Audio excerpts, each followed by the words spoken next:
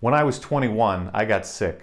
My autonomic nervous system went haywire, and so if I walked further than 50 feet, or stood longer than a commercial break, or even ate the wrong kind of meal, my heart rate would race, the room would spin, and I would suffer terribly.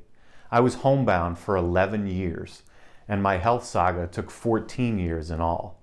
I finally got better when I developed the surgery that fixed me. How I did that is a story for another day. Now I speak and consult on hope, character, and innovation. And today, for my first Moments of Wisdom video, I want to talk to you about happiness. Specifically, is suffering compatible with happiness? Here in America, we are so blessed that before our nation was even 110 words old in the Declaration of Independence, we'd already been promised that the pursuit of happiness was a right. And a lot of us will spend our lives trying to figure out what kind of happiness to chase. Wealth, fitness, friends and family, houses and cars, experiences, travel, the list is long. And from this bucket full of blessings, it can be a daunting task to even figure out, where do you start? Well, I want to start a few years into my illness, when my health was getting rapidly worse. The doctors had nothing they could do for me.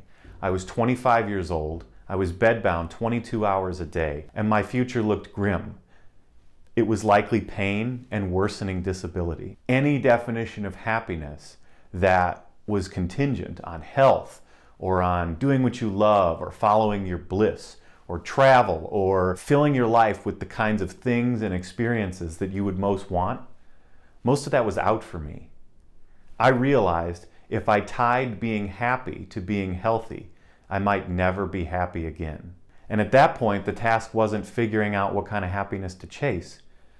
It was finding out if there was anything left in that bucket for somebody like me, as scared and sick and desperate as I was. And I found one thing: joy. I could give myself over to moments of joy. They were all simple things.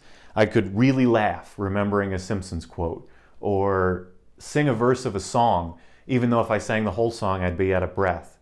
I could watch an old movie on Turner Classic Movies and talk about it with my mom, or just go out on the porch for a few minutes and feel the cold of the winter or the warmth of the summer before I'd have to come in and lay down again. But just because these things were simple doesn't mean they were easy. I fought and I worked as hard to be happy as I was working to get my health back. And I did that because I wanted what everyone wants, which is to be happy. So I worked to try to build a joyful life. But there was another reason that I fought so hard to be happy, and that was that I was afraid. I was afraid that if I let any excuse get in the way of my happiness, even health and disability, I couldn't be sure that if I ever got my health back, I wouldn't just find some other excuse. The kind of happiness that I found that's compatible with hard times and suffering and struggle is joy. So if you're having hard times, or you know someone who is, focus your attention on moments of joy, and maybe share with them this video. You can learn a bit more about me at my website, douglindsay.net. And remember, if there's a way to do something, there's a way to do it better.